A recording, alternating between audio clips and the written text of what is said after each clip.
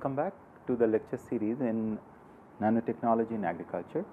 So, as of now we have talked about iron pyrite and the role of iron pyrite in the evolution, and apart from it we discussed how iron pyrite is synthesized in the lab. And if you follow up the lecture previously, so this is an inert environment where you make polysulfide, and that polysulfide is allowed to react with iron salt, and this whole thing happens in an inert environment, because as soon as iron comes in contact with air, it will get converted into Fe3 plus. Okay, it will get oxidized. So, in order to avoid that oxidation, you have to carry out this reaction in an inert environment. And apart from it, as soon as you synthesize these particles, you have to characterize them. So, if you remember all the characterization tools what we talked about, XPS, which will help you to test what is the oxidation state, then the presence of sulfur and the different form of sulfur it is present, the amount of oxygen in the system, and all other different residual atoms which are present there. Okay. So, most critically it will be these two, detecting iron and sulfur. Then for the structural characterization, one can perform scanning electron microscopy and transmission electron microscopy. In order to understand the depth profile, one can use atomic force microscopy, and in order to understand the crystallinity of the structure or the amorphousness of the structure, one has to do an XRD, X-ray diffraction, in order to figure this out. So, these are the basic parameters what has to be worked out, and of course, the particle size distribution at what range particles are when you are synthesizing in such a situation. Now, from here I told you that there was a seed treatment study. So, it is a 8 years long study which have been published in different form of manuscripts over the years with different crops. So, what we will do, we will go to the very genesis of this study, how it all started. So, since nanotechnology is ushering into the agriculture, so every step we are making, you have to make it with a word of caution that we are not unnecessarily tinkering with nature. As we have already discussed that over last 100 years, several things have changed, and there is a lot of environmental concern which has been raised over the use of excess fertilizers and the contamination of the fertilizer into the water table and so on and so forth. So, the first set of experiment what was done was NaNoFeS2 or nanopyrite. This in itself is not soluble in water, it is insoluble. So, in other words, when you add pyrite in water, it remains as in suspension. So, you can call it a colloidal suspension. So, essentially it is an aqueous, you can put it as aqueous colloidal suspension. So, now this colloidal suspension does couple of things. We have already talked about the stoichiometric defect, if you remember. So, just to recollect it, FeS2, when we talk about molecule like this, there are certain such sulfides which come with a word called stoichiometric defect. In a stoichiometric defects, what happens? So, our assumption is there is one atom of iron and two atoms of sulfur, but when they form a mass, then there will be few iron pyrite molecules. So, for example, something like this, and each one of these circles are representing a single molecule of FeS2. Okay. So then there will be some molecule where there will be a surface defects and which will make them devoid of sulfur. So in other words, there will be some, there will be very few, but there will be some, and that leads us to write 2 as 2 minus x, and that x is essentially the percentage of defects, and this is what we call as stoichiometric defects.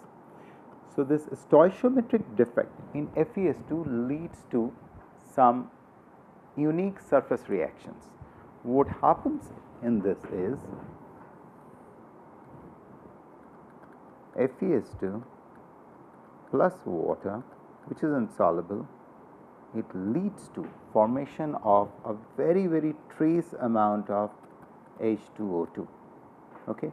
In other words, water is getting oxidized.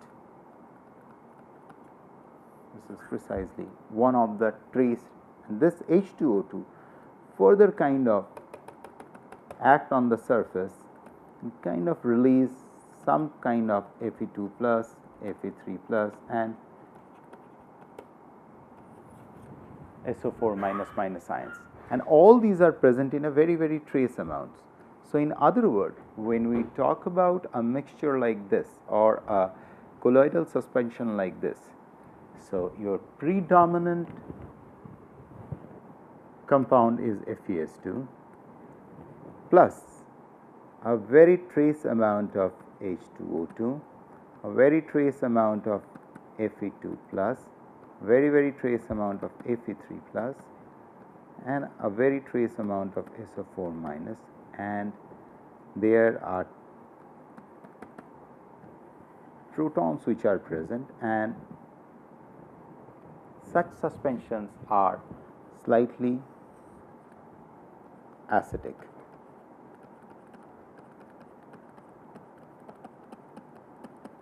So in other words, it leads to a very complex milieu of ions out there.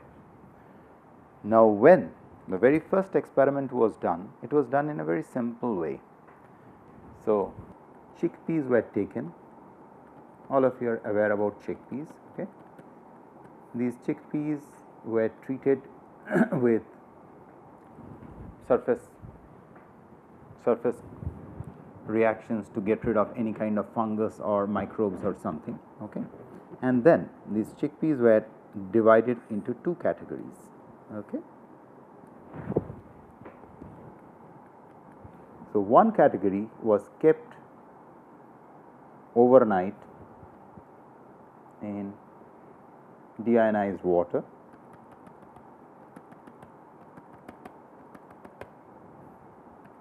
and the other one was kept in FeS2 suspension with equal amount of water. The red ones are the FeS2. Okay, and here you are having the chickpeas which are sitting there.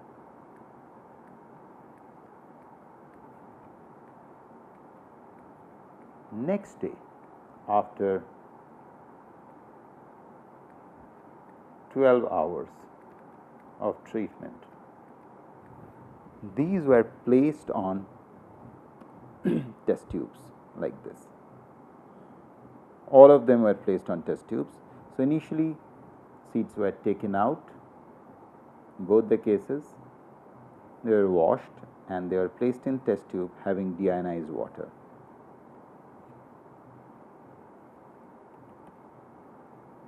So here you are having the test tube. Okay.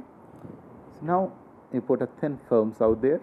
On that film, this is a film you can make with some of those sealing agent or something, a small tube with a small hole, and you place the seed out here like this.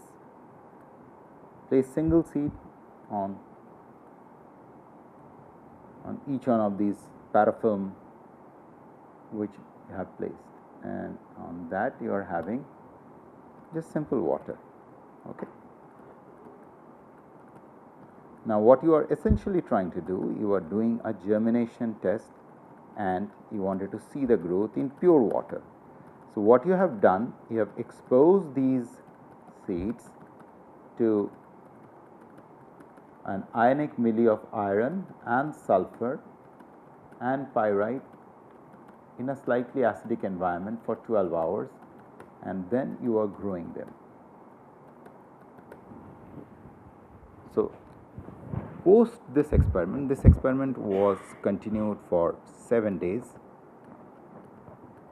and after 7 days the results were evaluated, and all these 7 days they were kept in water. So, the early phase they only got a booster of 12-hour boosting of these different ionic milieu.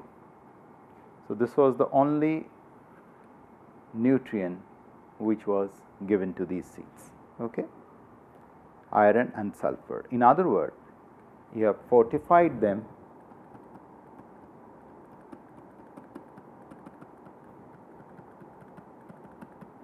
in iron and sulfur, okay? Now, the results were very interesting. So, after 7 days, what was observed was, so when they germinate like this, and then they form the root systems. Now, the one which were treated were more taller and having a much more well spread out root system.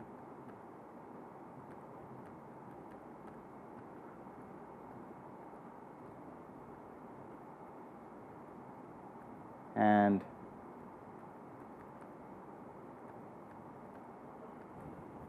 so, this was the basic difference which was observed in these treated seeds. Their germination percentage was higher as compared to control, 0.1. 0.2 was their root growth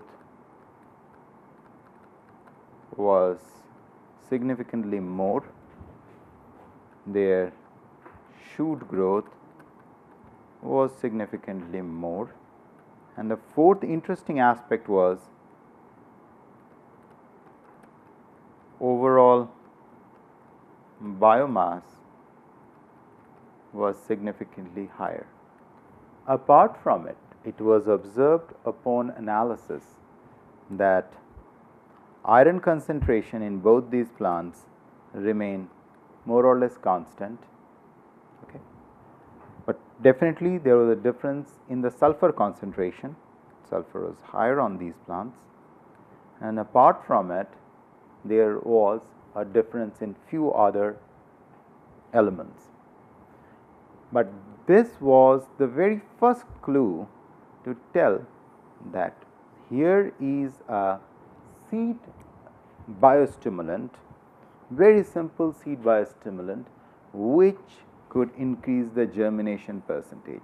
And this aspect is very critical for a farmer, because if the germination does not happen right, the crop is standing what we call as the height of the crop. If it is not uniform, the height of the crop or the crop is standing will be very poor. So, here is a very interesting chemical tool in the armory which helps in increasing the germination percentage. But when you do these kind of studies, the very next question comes. There are two things which comes. The first question which comes is, could you translate this to the field? Is it translatable?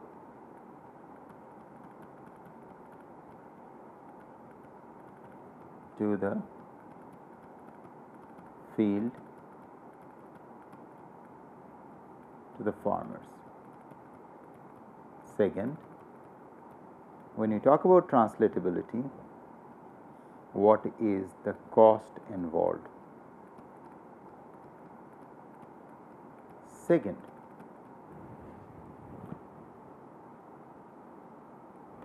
does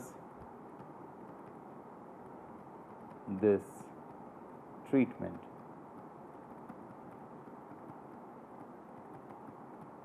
exhibit any undesirable effect?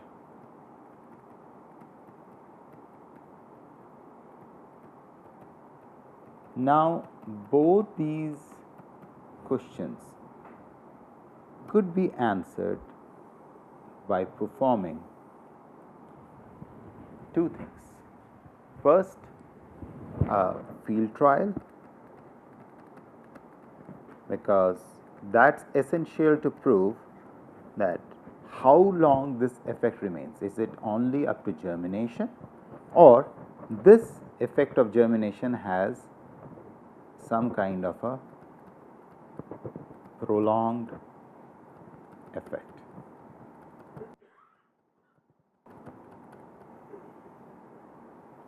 Okay. Now, apart from it,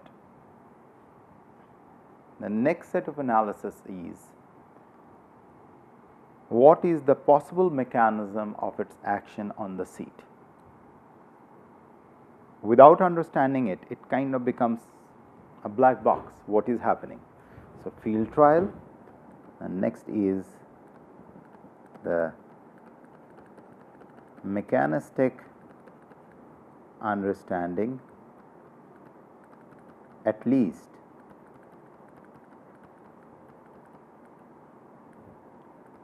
at the ionic level, and long term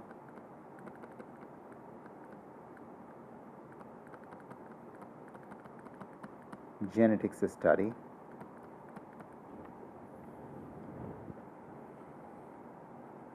and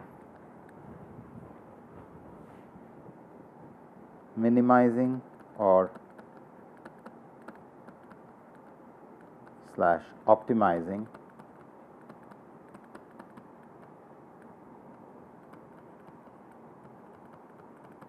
synthesis cost of pyrite. Having said this, let me tell you, there are pyrite mines all over the world, but the problem with pyrite mines are the bulk pyrite, what is obtained, has to be either freed from the contaminants like cadmium, arsenic and all other things, and it has to be either ball milled or using the techniques what you have learned, its size has to be reduced down into the nano dimension. Okay? So, that is an issue which has to be addressed before we kind of get a grip on using the huge amount of pyrite which is available. Now, coming back. So, these are some of the stuff what needed to be answered before this study could be taken to the next level. So, then comes the next set of study what we will be talking about soon is the field trial. So, in order to do the field trial, one has to first of all, those of you who are from agriculture background will realize you have to do, if possible, the double blind experiments. You have to really divide the field in a random fashion, like you have plots which are obtaining equal amount of all the resources, and then you have only one parameter what you are varying. So, in order to test this technology, the basic conditions which were laid were like in the fields what will be used for the field trial. So, the first you select the crop. Okay. Selection of crops. So, the first crop where you can see the profound effect in a short term spinach. And this experiment was done in IIT Kanpur nursery. Okay.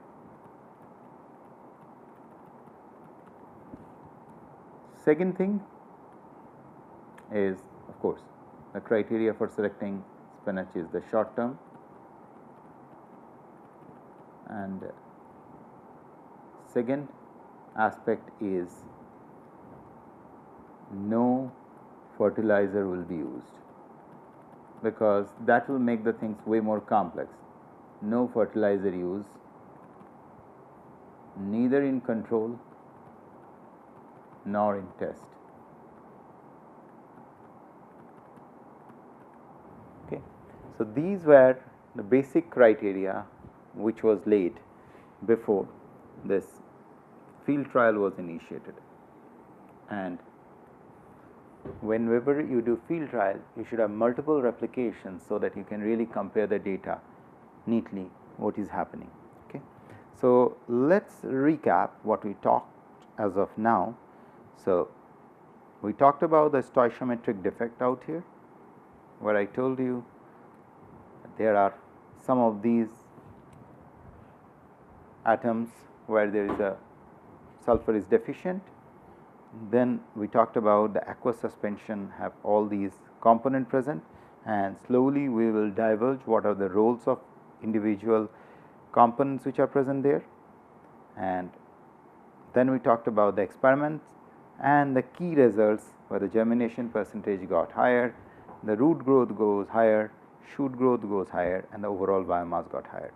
So the root growth, more root growth has a different significance, and which will be coming while we will be concluding this iron pyrite part.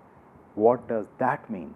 Because that is something really very interesting for nutrient deficient soils. Okay. We will come to this part once we finish these field trials. Okay. Nutrition deficient parts or the soils. Okay. So in the next lecture, we will talk about the detailed field trial using spinach as a test crop. Thank you.